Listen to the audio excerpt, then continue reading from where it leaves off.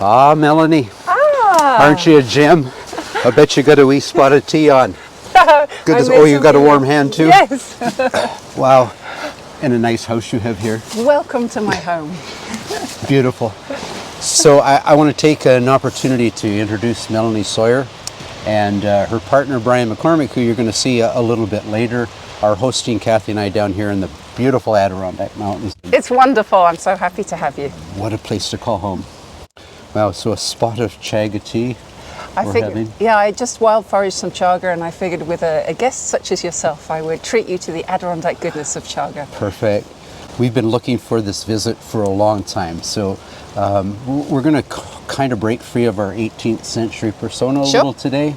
We're going to leap into the 21st century for a wee bit, and you're going to relate your experience on a History Alone channel, on the survival program. Yes. And season 10, I believe. Yep, that's right. And but I think where we can draw it back into what we do in our Woodland Escape is that the skills of the 18th century you applied in your how many days? I was there for 43 days. And 43 days. Most definitely, without a doubt, if I hadn't been a living historian and a historical forager, then I would not have been able to survive that amount of time and lost the least amount of weight in anybody on that season in the time I was there. So yeah, it really, really did save my butt. It was amazing. And we're actually going to, if this weather would clear a bit, go do a wee bit of foraging. Sure, I would love to do that. I'd love to show you the foods that the people were eating back in those times, and that you can still eat today if you grow them in your own garden or if you know where to look. It's a very simple thing. Nature is abundant, and happy to show you. Perfect. I'm really looking forward to that. And I'm looking forward to that warm tea. Yes. Yeah. Hang on, it's coming. It's coming. No, watch pot thing, I think, comes into mind there.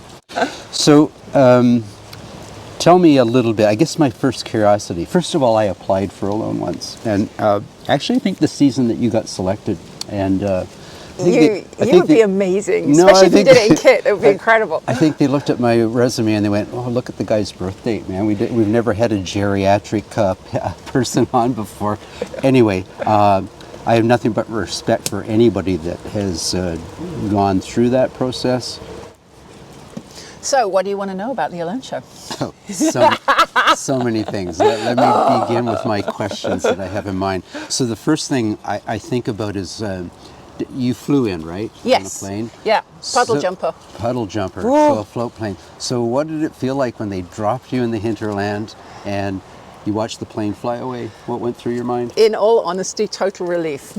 We had been flying for about 2 hours and it was really turbulent that day, really stormy. And I'm really normally pretty good in planes, but when you're in like a tiny metal tin can, I was sitting right at the back and my stomach was not very happy bunny. So as soon as I got off the plane, it was like, I've touched land, thank God, you know.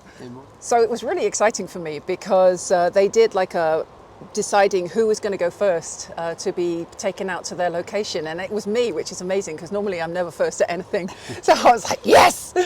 And then they put me on a boat, and a big speedboat, and it was about an hour's journey from there onto my location. And we had all sorts of filming we had to do with the drones and stuff before they actually dropped me off. And then they dropped me off, and I was just so happy. It was like I loved where they dropped me. The location was amazing. A lot of the things that I'd been researching I already saw weren't there, so I knew I was going to have to like hit the ground running and really work out. But the most important thing in any situation like that was fire, shelter, water. I knew I had water. I was on a lake. I could see there was a whole load of driftwood, so shelter was the main thing. And you know, there was such a threat of bears at that time because they hadn't gone into hibernation, that I really wanted to find somewhere which I knew didn't have bear scat 10 foot away from where I was going to sleep, and get myself sorted for the night, because I didn't know how long it would take before the sun to disappear behind where it was I'd been dropped, you know, and I really wanted to be safe that first night and wake up refreshed. So I understand, so we'll get to your shelter, but I understand you did some practice at home, I suspect. Sure, yes. I did. And Brian is runs his own business. He's a chimney sweep.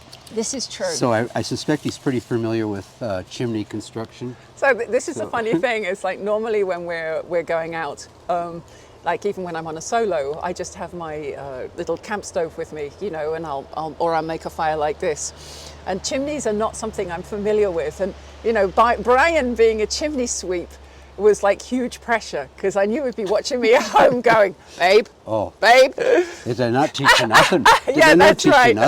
You know, the Irish Scottish would come out in him, and he'd be like telling me, I could feel it in my brain. So yeah, we made a camp out on the land at home first off, and he showed me the fundamentals of building a chimney, which is actually pretty common sense, but there was a few things I didn't know, and I'm really glad in retrospect that he did that for me, because I had a wonderful chimney and it was safe. You know, there were no fires, there were no sparks. I knew what to do from my practice, and it was a really good thing to do. It's kept me snug as a bug and cozy for my 43 days. It was wonderful. On to question number 3 of 33 or so. So the site was pretty good. Yep. What was the highlight and what was the lowest point?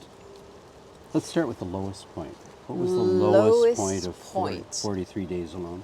I think one of the storms was really, really bad, and I could hear the trees falling down around my shelter, because I was in a small clearing, so I didn't have any widow makers, but at the same time I could hear the trees were falling.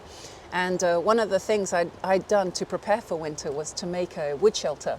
So I was storing all of my tinder, all of my dried grasses, which I was being really careful to bundle and save ready for the winter, and all of my wood, my driftwood, which was pre-seasoned and wasn't going to create any sparks when I put it in my fire, you know. And this storm was so huge that it blew everything down, because I'd built it on living trees. I'd been feeling a bit guilty with my shelter. Yeah, I'd been feeling guilty with my shelter about cutting all the trees down. So when I built the wood storage area, I was like, I can't cut any more trees down. I feel really bad. So I built survival. it. I know. But at the same time, it's like there is half of your brain going, this is also a television show, you know, and it's like, as much as I'm so blessed to be able to be in this area, at the same time you have to have some respect for nature, you know. And that was one of the things where I was like, I'm not going to cut 4 more trees down. I'm just going to build around it. And so what become of this shelter? It blew down. I went out when we were allowed out of our shelters. We got the all clear to leave our shelters, and the whole thing was in complete disarray. And all your dry grass gone? All of my tinder, you know. I mean, obviously it's fine that birch bark is wet, because it'll light even when it's wet. But, you know, all of my grasses that I collected, all of my wood was wet. It was just a sodden mess, really, which was such a shame. But you mentioned once when I was talking to you that you, your approach was going to be, don't expend calories trying to get food, that the food doesn't more than replicate the expenditure of the calories, and the squirrel comes to mind. Yeah, absolutely. I think one thing in survival that you really need to understand is as much it is amazing to go off and hunt, the amount of calories that you expend, you know, looking for anything which is half decent is going to far outweigh the energy that you're going to eat from it. So fortunately, because I'm a forager, I really did fall back on that and make sure that I was getting my carbs and my sugars, you know, the building blocks of energy, to make sure that I was eating enough. But you know, there were definitely animals there, but it was very difficult to see, like, for example, red squirrels, like you just mentioned. You know, they were definitely drays, the red squirrels, and making their huge, great big mounds, but I had my snare wire, and I wasn't going to waste snare wire walking around for a whole day putting snares on all of these places. So which you got to check the next day. Absolutely, we had to. It was mandatory that we had to do that. So I just waited until the snows, and that's when I started putting my snares out for the squirrels. We ate fish. Tasted little buggers. Fish Yeah, were good. I love squirrel. Hard to beat squirrel. That's for sure. Yeah, totally. There were definitely fish. There were trials and tribulations on fish, and if you watch the show, you will see them. But they tasted great, and it was pike a lot, and which can be a pain in the butt to fillet. So basically, most of the time I was just turning them into steaks and cramming them into my pot. And just cooking it that way. The bones. Yeah, totally. I mean, it's fine. There's goodness in the bones too. And you don't lose anything. No, I didn't want to. The brains, the eyeballs, everything went in there. It was all food for me. You also brought up that you found this huge blueberry patch. Yes. And you were foraging from that, which is super energy. Yeah. All kinds of good stuff in there. But then along comes the storm. Yeah. And? Yeah, there was so many berries, but most of the wild berries that are out there are very bitter. And also they turn your teeth purple when you're cooking them in your cast iron pot. So a lot of the times on the show you'll see the people with purple teeth. Still a wee bit. Yeah, I know. I was if you use charcoal from your fire, you can actually get the purple to go away, which is what I was doing. I was brushing my teeth with charcoal, yeah. But I had found this amazing blueberry patch really late on the afternoon on one of my excursions in the weekends, which I'd allotted for my adventure exploring times. And so I decided to go back the next day to go and pillage this amazing patch of, it was literally 4 acres of blueberries. I mean, it was $1 million worth of blueberries, basically. Right. Sweet, gorgeous tasting blueberries. And it was gone. Yeah, by the time the storm finished and we were allowed back out again, they'd all been blown away, and I was completely bummed. Yeah. Heartbroken. Yeah, I was heartbroken. But, you move on. I had a lot of food. I was not wanting for food, that's for sure. Would you like some tea? I would love tea if it's ready. Yay. Oh, yeah, I think it's about ready. Shall I get the lid for you? Yeah, that would be nice. Is it Thank hot? you. No, you'll be okay, I promise. That'll do. So the chaga might come out, but you'll be okay. Chaga tea. This is pretty hard to beat. Yeah, so many things you can do with chaga, but drinking it is my favorite. And the company's grand too. Thank you. You too. Right back at you. So, you brought a snack for us to have with our tea? I did. Yes. What do we have there? So when I was on the show, we have to bring 10 items, and That's it. That's all you're allowed. 10 items is all we're allowed, and this is actually one of them. I actually didn't end up eating it whilst I was out there because my food source was so plentiful. Wow. So this right here is my pemmican, which was one of my food items, and it's absolutely amazing. It was made by one of the wives who is married to the security guy of the show, David Holder, and it's fat and berries and lots of, I think he used beef in the end, but it's absolutely delicious. And fortunately I was allowed to, help yourself, fortunately I was allowed to take it back home with me. So this is one of my 10 items. You are the second person who's tried it. How old is it? Yeah, but it's good. Pemmican lasts because it's the way it's made. It's really delicious.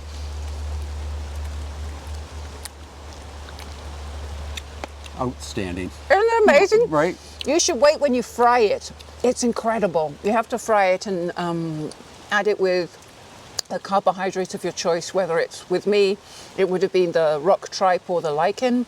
But it's a really delicious source of energy, and it lasts a long time. No, I didn't use it, but I'll definitely share it with you today.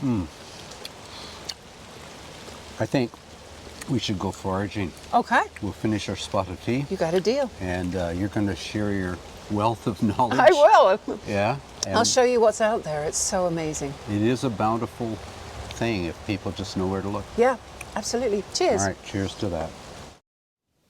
I got to say, Melanie, you have been a grand host. Not only have you put Kathy and up for our stay and fed us extremely well. But you changed the weather.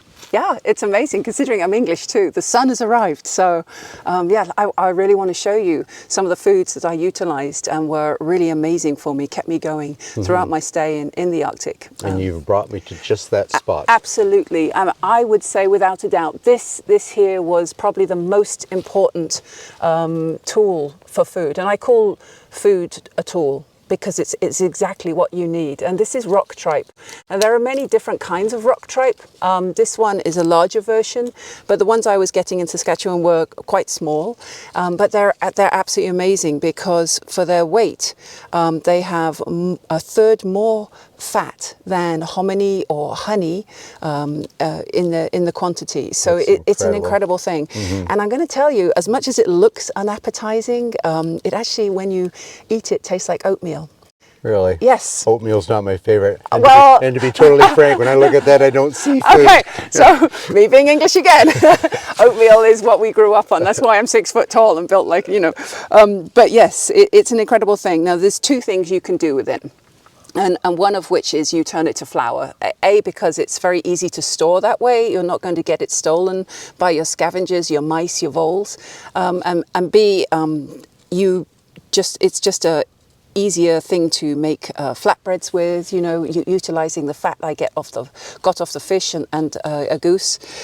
So yes, it's amazing. But what I did with it was I boiled it, and it becomes gelatinous. So it really almost gives the same texture as oatmeal as well. It's good. It's really good, I promise. Okay, I'll take your word for it. Yeah, and you know, that with the forage berries, the Saskatoon berries, the blueberries, there were so many berries there that I had found right at the beginning. And I dehydrated them with the power of the sun and the ground around me, and so I added those to all of my meals, and it was fantastic. The fat element is crucial to survival. It's the one you can get all kinds of fiber. You're getting some simple carbohydrates, but the fat is the thing. Unless you're successful in bringing down an animal, and even wild animals don't have much. So this is a it's incredibly important to put fat in your body. And you know, once I'd seen this amazing tool, again I'm going to call it a tool, then I knew that I was pretty much home free, because it was all over the rocks by the sides of the lakes. But what I had to make sure was I harvested enough for when it got snowy and icy, because that was like a death trap towards the water. And the last thing you want to do is A, spend extra calories walking through snow and ice, and B, put yourself in danger, which could have had me medically removed or evacuated had I broken a bone, etc. I understand you have to boil this a couple of times, drain the water out. Honestly, I did not, no. There are other things I'm going to show you today, which you definitely do because of the acid, and it will give you stomach gastrointestinal problems. But for the rock tripe, I simply either ground it and kept it in little birch bark containers I'd made, or I put it in my sock and hung it from the rafters in my wonderful tall shelter built especially for me. It was 7 foot tall, so I never had to bend down for the entire time, which was bliss. There you go. But yeah, it was really incredible, and this really is the epitome of why living history, the past, is so important for the present and for moving forward, because rock tripe had not been mentioned at boot camp. I had not even seen mention of it in my research of the area. There was absolutely no mention of it whatsoever, but I knew of it because of my living history experience. 18th century living history. It's incredible. It all came round in this massively beautiful circle of when I was learning about the battle, the winter during the Battle of Valley Forge in 1777. And the Stockbridge... Horrible winter. It was. There was rampant starvation. Supplies were low. They refused to go out and get more because the weather's so bad, and he didn't want to lose more people. So there were some enlisted militia, that Stockbridge Mohicans, and they knew about rock tripe, and they started to teach the rest of the soldiers there about other rock tripe and other things, which I will also show you, how they could feed themselves from the land in a very easy and simple way that would keep them going until supplies did eventually arrive. So it's this amazingly plain and bland view here is what's made people live. It was the difference between life and death. Yeah, I think that's incredible. I do too. And living history gave me that option too when I landed on my location and saw it there. I was like, home free, I'm good. Outstanding. So shall we go off and find us some other I would love plants? to show you some more things. I'm going to pick your brain. Yes! You know, Melanie, you're the expert, but I know this plant. Down here we have skunk cabbage. Okay, yes, I know. And an interesting story is Chicago is a native word, which means stinking place. And it was actually built on a swamp. And skunk cabbage grew everywhere. So, but perhaps you can tell us what food we got here or what we do with it. Okay, skunk cabbage is traditionally told to everyone that it's not an edible thing. But after some research, you're going to find that people did all sorts of stuff with it. The most important thing is it is actually edible. It is, you can do it, but you have to take very great care when you're doing so because of the acids in it. I personally, when I first cooked this, didn't cook it for long enough, and it gave me 4 hours of some wonderful stomach exercises, let's just say that. Right. So yeah, skunk cabbage is an edible, but you need to boil it at least 3 times, changes of water, and when I say boil it, I mean a good 20 minutes of rolling boil. Yeah, absolutely. But it's very prolific in the spring, and so don't overlook it. If you're in a survival situation, do not overlook this. This is something that you can eat. So just take care when you do. Off Okay? to the next plant. So there's one more thing I want to show you, if I may. Okay, absolutely. So this is a really interesting plant. It's a very prolific plant, and so a lot of people think it's native to North America here, and when in fact it isn't. This is the daylily, and it's again something which everyone knows because of its really beautiful orange flowers, Right. which are only open for 1 day, and then the next flower on the stem blooms. But everything on the daylily is edible. So you can be eating the leaves, you can be eating the stems, and if I am really lucky, yeah, the soil's really wet here because it's close to the water. There we go. Let me show you this. Wow, look at the tubers on yeah, that. absolutely. They're fantastic tubers. Let me call you one. There we go. This is quite a young plant, but I'll show you. There we go. They can get as big as my thumb, so I look for the mature patches, and I won't obviously dig up them all, but they are a fantastic source of carbohydrates and starches.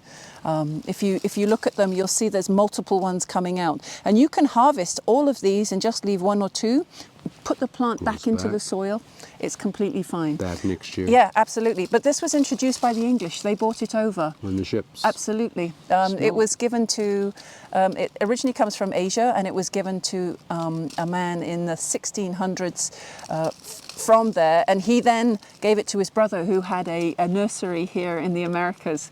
And like so many plants brought over from America, they escaped.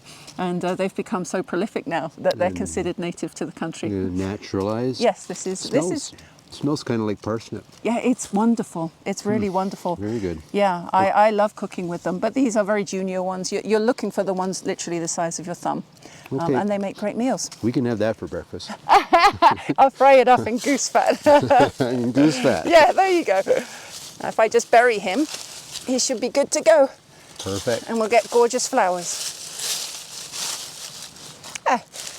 And off we go? Yeah. I think I see something else over there. Can I show you? Yes. Okay.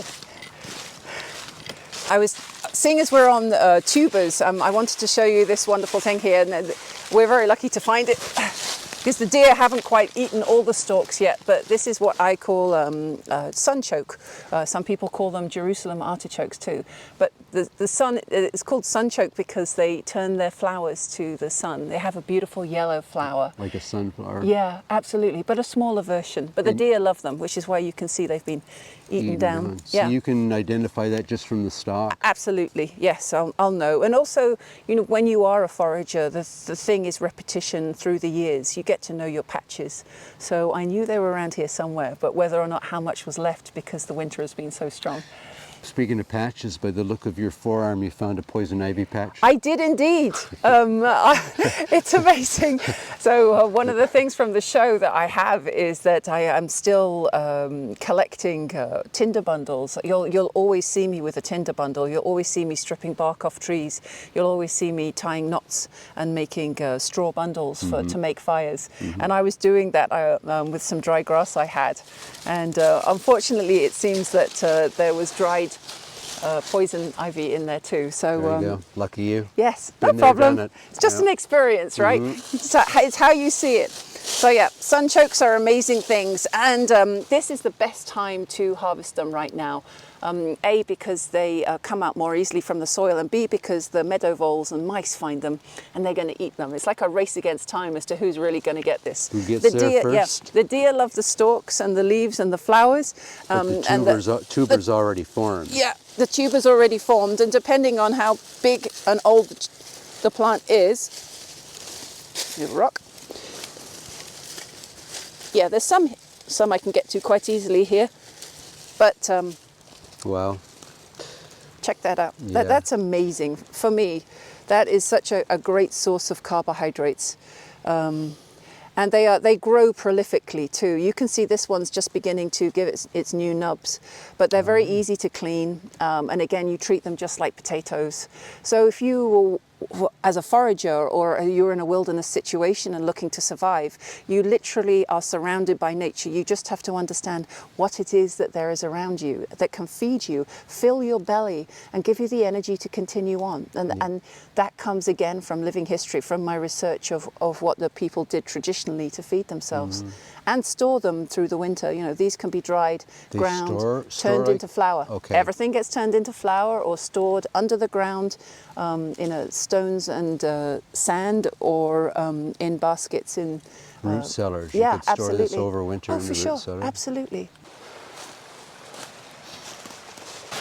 Oh, I want to show you something over here. It's a wonderful spring edible, and so useful in so many reasons. So here I have just the nettles beginning to form, and this one isn't too stingy, which is nice, but nettles are awesome. You're going to find them. I have eaten that. Yes. So you understand, and they become so abundant this time of year.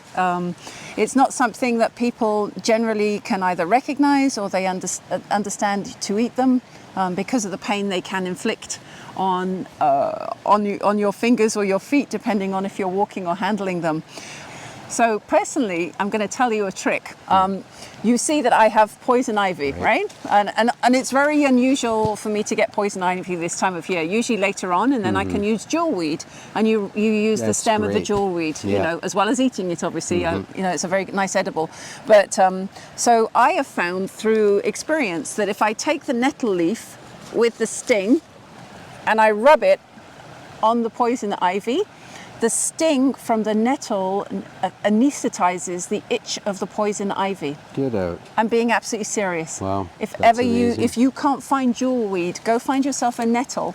And it's really amazing. It kind of gives you this wonderful numbing, but obviously stinging feeling, but it takes away the itch from the poison ivy. Well, that's great information. Yeah, absolutely. So you can eat it, leaves. What did you do with it when you ate it? Boiled it. Yeah. I've boiled it before, but the indigenous people made cordage out of it. That's right, and that was another thing I was going to get to. It's like the birch tree. Yes, it's just incredible. An amazing plant. Yeah, it's a really wonderful thing, and there are a couple of different kinds, and there's a lookalike too. So be very aware of what it is you're handling. But yeah, the cordage on nettle is really good, and later on in the year I'll be making a video to show people how to do that. Good, grand. If that's something grand. that, absolutely. So yeah, nettles are awesome. I can also see over there's a burdock plant.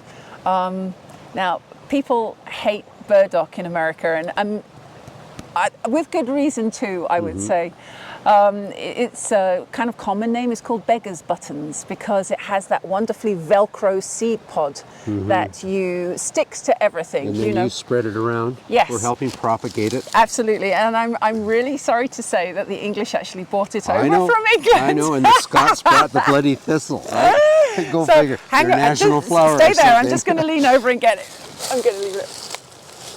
This one's a quite young one, so it's going to be easy to break the root. Yeah, I can do that. Okay. Yeah. So the English bought the burdock because of medicine. They didn't realize so much that it was edible. That was only when they came to the Americas it really started to be utilized as a food. But they bought it primarily as a medicine for coughs. If you have a dry, rasping cough, for example, making a tea out of burdock powder is a really wonderful thing to do. So you're drying the tuber and absolutely. pulverizing it? Yeah, absolutely, and turning it into powder, which is what I do. So three times a day.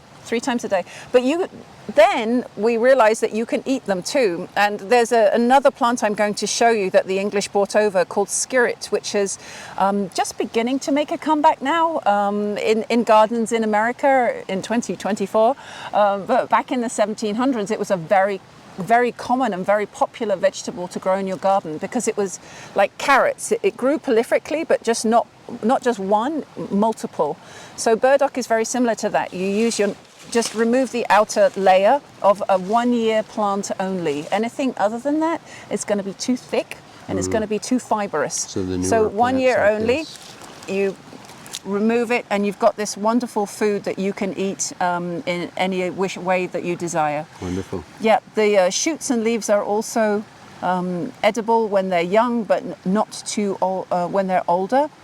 And you know how big the leaves get, right? Right, huge. So very often they were used to create sun hats with a birch bark ring. So they would sew the leaves together, put a birch bark ring on top of that to make sun hats so that they were protected by the sun. Perfect. Yeah, but it all came from England. Sorry. I know, right? I'm still going to go with the Scots and their thistle. Okay. Bloody thistle. Which is edible too. I know, really right? Nice. We have a dock, an indigenous dock, curly dock in North America. Right. That's also a grand food. Yes, with the red and green leaves, right? Yeah, I have those too. I see those two around the land. And it's another cure dock for nettle stings. So if ever you get nettle stings or your children get nettle stings and you're looking for they're complaining and they find a dock leaf, crush it up, make a poultice and rub it on and it goes away. I spent my English childhood doing that. Dock leaves. There we go. Yeah, absolutely. Perfect. So they're two very interesting plants I'm glad to have found to show you. Yeah, thank you very much. You're welcome. Okay, so Yay. we are, where are we off to next? Can I show you more things? Yeah, absolutely. Okay.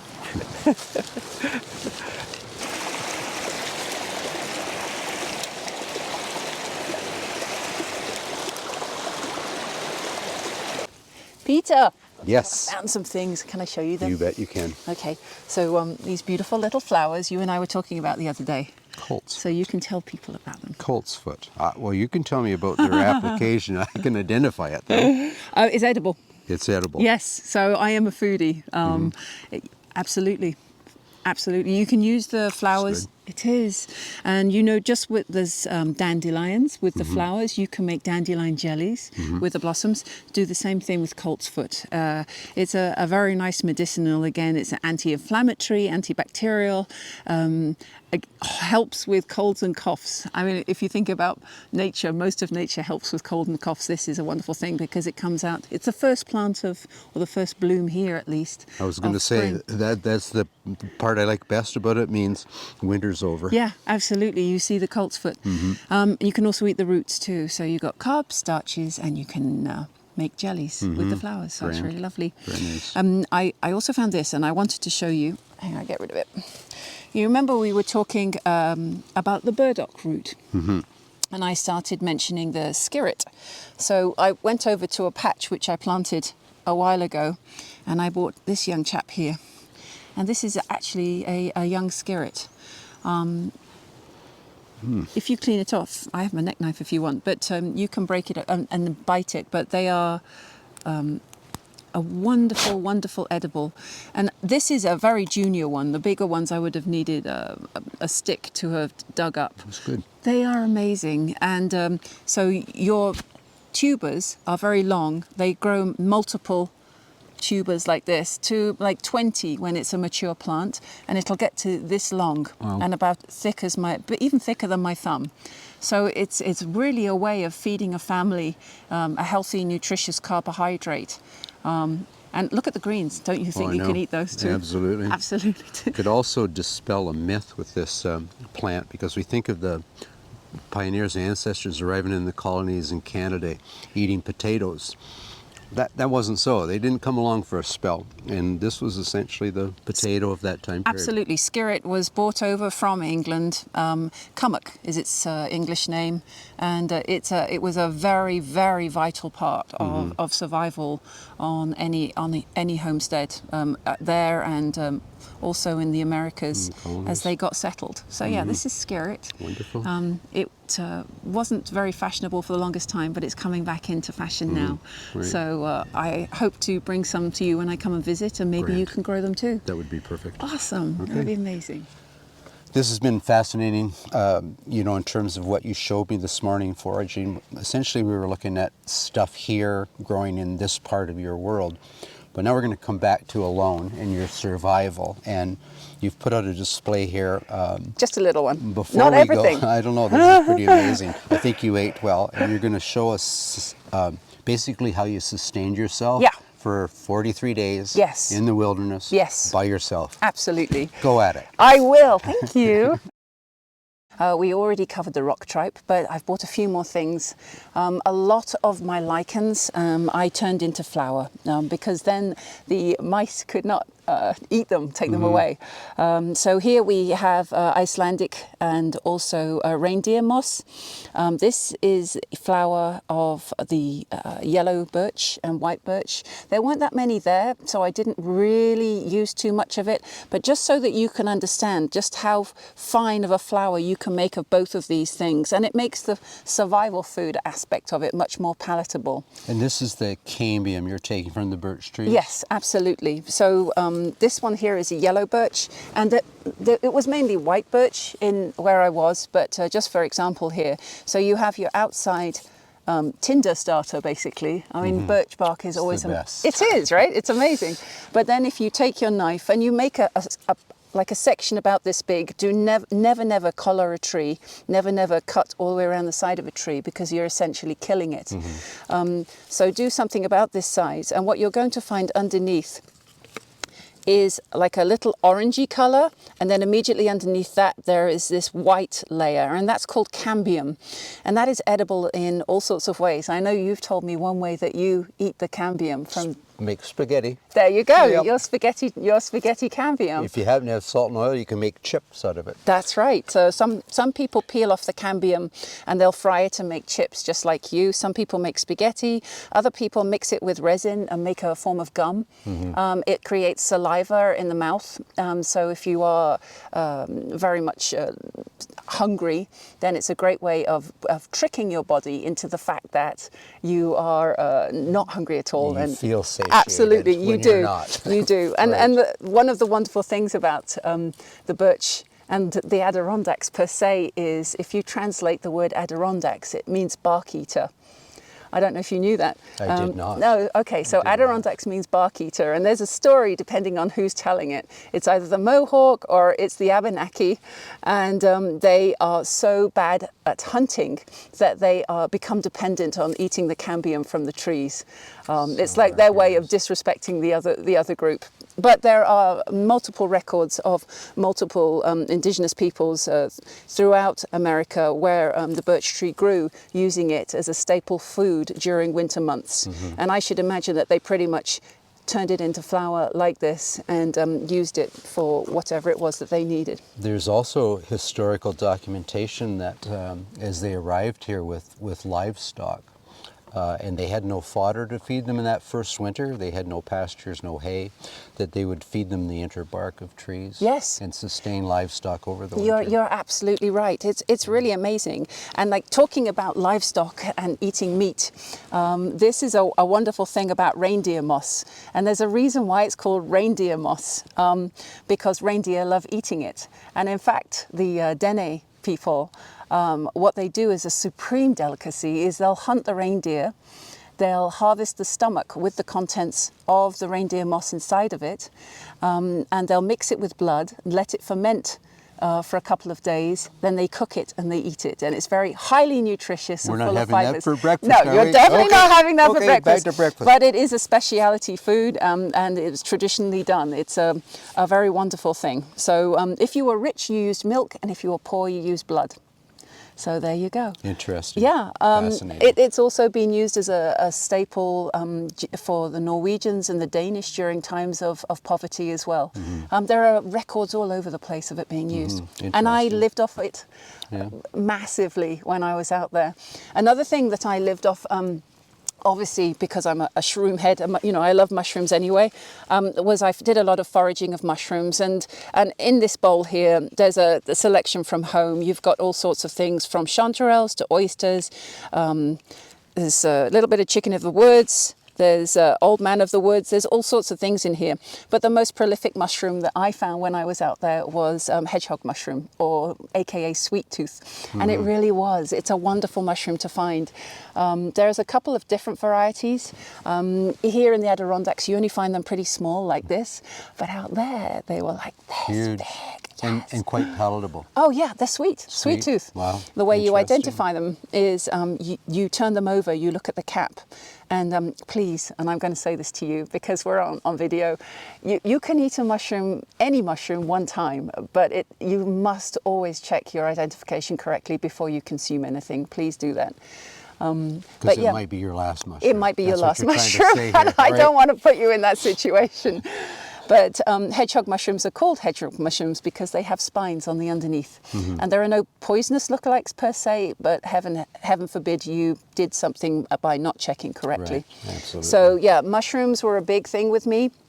And again, I had to hang them from the rafters of my of my shelter because the mice obviously found, when they did find them, they thought that this was like me giving them a Christmas present. Little rascals. Yeah, and again, I did turn it into flour. So, you know, I had huge stocks of flour of all different things that I'd found. There were berries I was dehydrating. I found rose hips, Saskatoon berries. There were all bog cranberry even. Some of them were nice, some of them were absolutely acidic and bitter, and I hated eating them, but they were very high in vitamin C. And you need that. You need all sorts of vitamins in you, and otherwise it's going to affect your body. Did you make teas, like Labrador tea, as comes to mind? So this is Labrador. This is from the Labrador bush, and I'm going to tell you, I actually never made Labrador tea.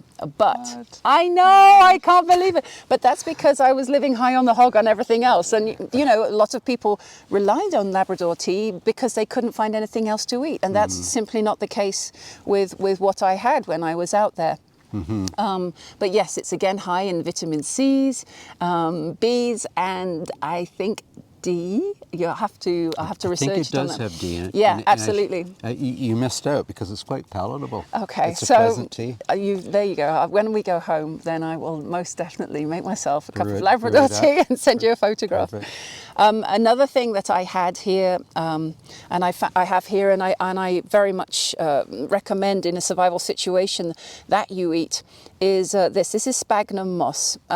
It's really got no nutritional value, but if you're starving and you have no way of making a fire, then this is okay to eat. There's like 250 different varieties, and depending on the season, it's green, it's yellow, it's red, it's brown, but it's very prevalent, and it's something that you can eat just by taking the green, mashing it up into a paste and wadding it in your mouth or chewing it, boiling it if you do have fire. But it's a very valuable form. Yeah, it's a very valuable filler until you can get to a meal.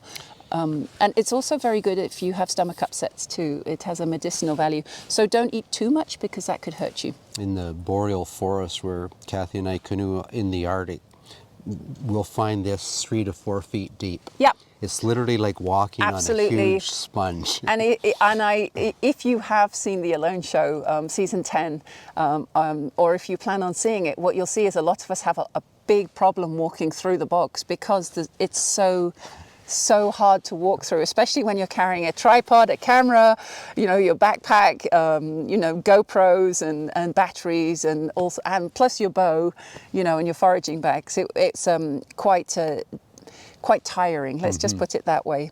What else do I want to show you? Chaga. I sadly did not find this beauty when I was out there. There had been a lot of beaver, I would say about 5 years before me, or 4 years maybe. There was beaver sign. A lot of the trees were cut and nibbled away. But chaga is I love chaga. Pretty much have it every day as a coffee. It's our go-to. Yeah, and also you can create a spark with it. But if you are considering using chaga to take a spark, go and find a dead birch tree and take the chaga from that, because it's more porous and more conky than a live chaga like this, which is harder and is not so absorbent of your spark. So definitely consider that if you're looking to use it as a tinder starter. I also read that if taking chaga like as a spark catcher off a dead tree, but the medicinal qualities, there's about 6 of them in that. Yeah, but not off the dead one. They're not found in a dead yes, tree. Yes, absolutely. And also just to point out to people that want to harvest this so we don't deplete it everywhere, because a lot of people are getting to know chaga is take about 20%. Yep. It'll grow back. Absolutely. You can go there year after year and harvest from the same tree. Yeah, and it's quite amazing because they call chaga a mushroom. They say the chaga mushroom, chaga mushroom tea. And I in fact make chaga mushroom, but it's not actually a mushroom. What chaga is a virus that infects the tree, and the tree creates this as a response to fighting the virus.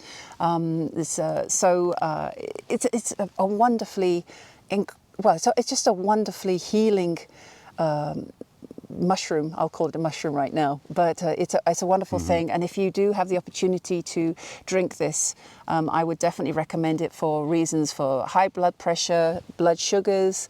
It's a lot of research is going on with cancer, antioxidants. I mean, there's all sorts of things, but yes. Talking about that, I also wanted to tell you things like this. This is fireweed. Multiple uses of the fireweed. And this is a birch container. I did use the birch to make containers. But this is fireweed, and it's a beautifully tall plant that has purple flowers. And you'll find it in the areas where the elderberries grow, because once there's been a fire, it goes through, the elderberries pop up, and as does fireweed, and you can eat everything from the root, the leaves, and the stalk. And I'd never had fireweed till I got out to my location, and I didn't really know much about it. I'd heard about it. It's like, oh yeah, that's fireweed. That's amazing. So I took a whole clump of it. A, because look at the tinder starting capabilities of it. Absolutely amazing with the seed pods. But B, because you can eat everything. So I found that I ate the leaves and I crushed the stems and ate that. But then they said, the roots are the most potent. So there's a reason why it's called fireweed, because it was like eating the hottest Indian curry that you can ever imagine. And the next day I really felt it. It was so spicy. So yes, this is called fireweed, and it really will add flavor to any meal, which is really good. Again, if you're just eating flowers, it gives you a flavor base. So it's really, really cool. You were using the flowers for different things, like bannock you mentioned? Yes, absolutely. I did have some fat. I tried to boil it off as much as I could because I wanted to experiment too. We're a living historian, and I went out there with the mindset of being in the 1700s. That's why I took the jerky. That's why I took the pemmican, which I didn't actually end up using in the end. And I still have that at home. But yes, I wanted to experiment with the foods that were eaten and see how palatable they were or how I felt eating them. This is a really interesting thing, and this was given to me by the elders, or given to everyone, in fact, by the elders before we left as a gift. And this is called rat root. So it's really incredible. If you are incredibly cold, you grate some of this off and put it in tea, and it has niacin in it. So it heats you up and makes you feel warm. Isn't that great? And it was the elders gave it to us all for that very reason, to keep us through cold winter days and nights. But there's a huge amount of niacin in it, and it was traditionally taken by hunters so that when they were walking around, carry it with them. Absolutely, they would chew on it. These would Rat be, fruit.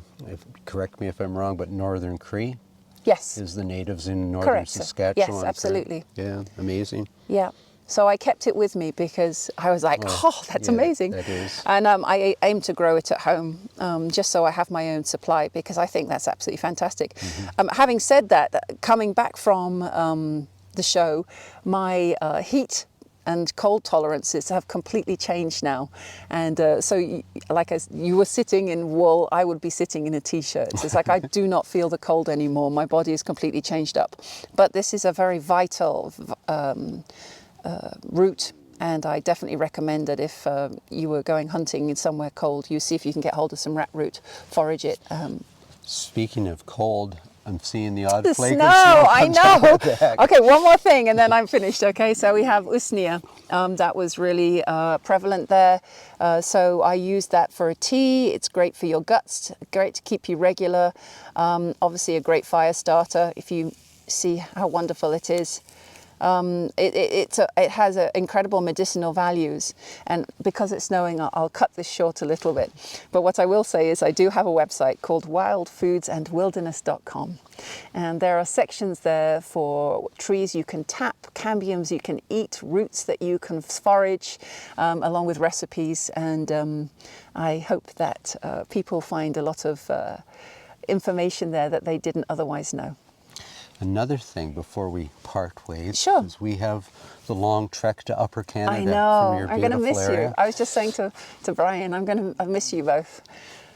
Just another shout out to what you're personally involved in, and actually were the impetus in starting would be the Thunderhawk Living School. Living history, yeah. Yes. And, Yeah, it's really important to keep history alive, and also open up conversations on all the different angles of what was going on in that time. You know, even just you talking with us. We need those conversations. You know, I am obviously English, but Brian, my partner, my fiance rather, is mixed blood Mohawk, and so my persona, because it's very important to have a persona to represent history, would be English married into native society. And that's why right now I'm sitting and my hair isn't covered, for example. I'm not wearing my stays. It was a lot more relaxed in native society. I also had a lot more power. It was more matriarchal.